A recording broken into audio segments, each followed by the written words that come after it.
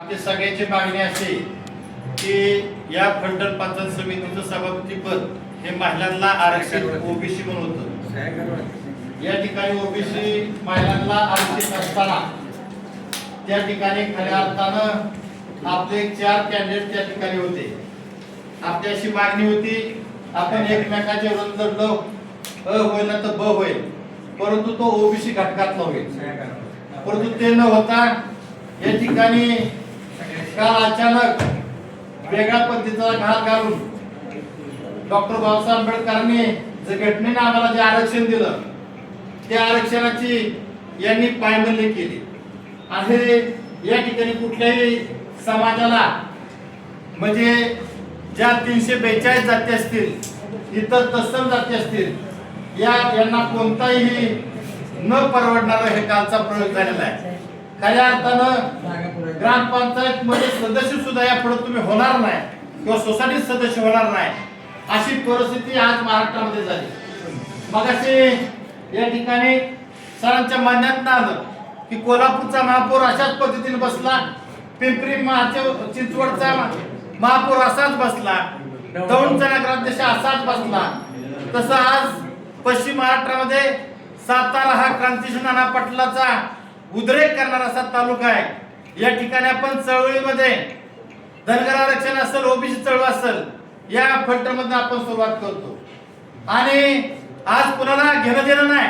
जे ते आपापल्या प्रपंचावर या ठिकाणी स्वतःच्या जीवावरती करत असतात, पण घटनेनं आरक्षण कशासाठी दिलंय? ज्या मागास समाज असणाऱ्या जातीला त्या ठिकाणी उच्च पदावर जाण्याकरता ते खरं आरक्षण दिलेलं आहे।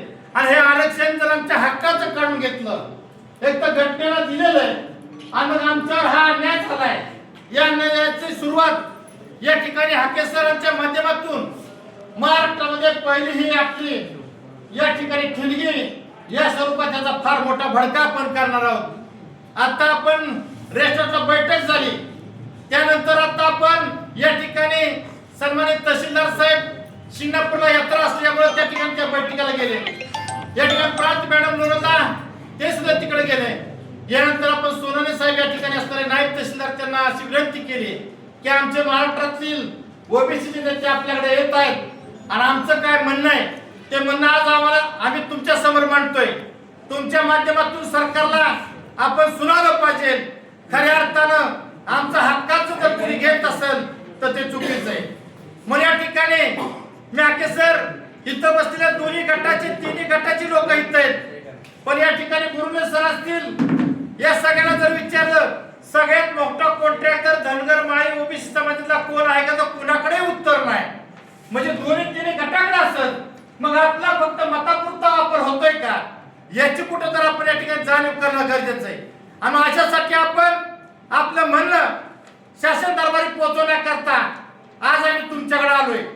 निश्चित यानंतर या ठिकाणी 5 वाजता बैठक होईल, त्यानंतर आमची मोर्चाची सुरुवात असेल आणि मोर्चाची सुरुवात न भूतो न भविष्यत असा मोर्चा या ठिकाणी ताकदीने करण्याचं काम ओबीसी समाज करणार आहे। म्हणून आपण आमच्या मागण्या आपल्या मार्फत आपण शासन दरबारी पोहोचवणं गरजेचं आहे आणि हा समाजाचा उद्रेक आहे। या ठिकाणी या हक्काच्या जागेवरती आमचा कुणी बांधव बसला असता, अ बसला तर ब असला तर कुणी असो, परंतु आज आमची तालुक्याची जर महत्वाची जागा गेली तर नंतरच्या काळामध्ये ग्रामपंचायत मध्ये सुद्धा सदस्य होणं या ठिकाणी क्रमप्राप्त होणार नाही। मग या निषेध करण्याकरता आम्ही सगळे निषेध या ठिकाणी तोंडी करून आज असणारे नायब तहसीलदार सोनवणे साहेब यांना आम्ही या ठिकाणी चर्चा करत असताना आमचं म्हणणं आपल्याकडे देतो। या म्हणण्याचा आपण विचार करून आपण वरिष्ठ पातळीवर आमचं निवेदन त्या ठिकाणी आपण द्यावं अशी मी विनंती करतो। धन्यवाद। उपस्थितांनी सर्वांनी या निवेदनावर नाव टाका, सही करा।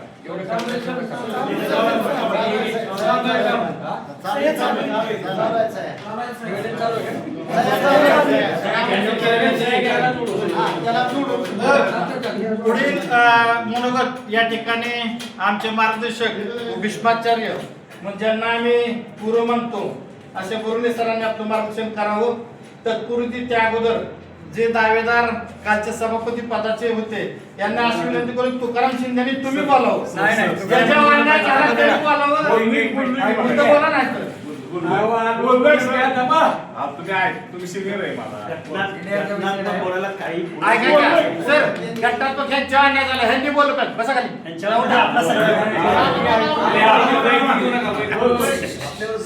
आपला बोला सर चला गुरुला शेवट बोलू द्या. या ठिकाणी साधारणपणे अशा पद्धतीनं लक्ष्मणराव हाके या ठिकाणी आपल्या सर्वांचे नेते ओबीसीचे नेते आपल्या महाराष्ट्रभर संपूर्ण करून जनजागृती करतायत. ते आता पट्टणमध्ये आलेले आहेत. आपल्यावर काल सभापती निवडीमध्ये फार मोठा अन्याय ओबीसींवर झालेला आहे. वास्तविक ओबीसींचं संख्याबळ एवढं आहे की जर ह्या ओबीसीने असं ठरवलं असतं तर आपला सभापती निवडायचा फॉर्म भरून तर ते सुद्धा शक्य होतं. कारण संख्या आहे आपली 9 ओबीसींची. आणि मग जर साधारणपणे या गोष्टींनी जर समजा आपण बोलणार नसू करणार नसू प्रत्येकाने जर समजा असं ठरवलं की काय नाही तुम्ही बोला आम्ही आहोत. पण मला असं सर्वांना विनंती करायची आहे की या ठिकाणी आज आपण दिग्दिरा चिकाटीने असा एक निर्धार करूया की यापुढं ओबीसींवर अन्याय जो झालेला आहे हा दूर करण्यासाठी आपली चळवळ संपूर्ण हा क्रांतिकारांचा जिल्हा फलटण तालुक्यामध्ये मागच्या वेळेलाही धनगर समाजाच्या आरक्षणाची झिंडी फलटण तालुक्यामध्येच पडली. आजही या ओबीसी समाजावर झालेला अन्याय याचासुद्धा या ठिकाणी आज सुरू होतोय. तर उद्याच्याला याचा आग घेऊन संपूर्ण महाराष्ट्रामध्ये झाल्याशिवाय राहणार नाही असं मी तुम्हाला सर्वांना खात्री देतो. आणि यासाठी मात्र आपल्याला एक कल्पना द्यायची आपल्याला सर्वांना की आजपर्यंत कोणाचं काय झालं, कोण कुठं बसला, कोण कोणाबद्दल बोलला. आता या ठिकाणी आपण हे सर्वजण विसरून एकत्रित एका जुटीनं एका दिलानं हा संघर्ष लढवायचा आहे. संध्याकाळी 5 वाजता सावतामाळी मंदिरात जेवढे इथं उपस्थित आहेत त्याच्या डबल संख्येने आपण तिथं जाऊ आणि तिथंही प्रचंड हे करून फार मोठा प्रचंड मोर्चा संपूर्ण समाजाचा या ठिकाणी निर्माण करून थोडा अवधी घेऊन आपण तहसील कार्यालय, प्रांत ऑफिस, जमलं तर कलेक्टर ऑफिस सुद्धा जिल्ह्यावर आपण नेऊ शकतो. या पद्धतीनं आपण करूया. एवढं बोलून मी या ठिकाणी थांबतो. जय हिंद, जय महाराष्ट्र, जय ओबीसी.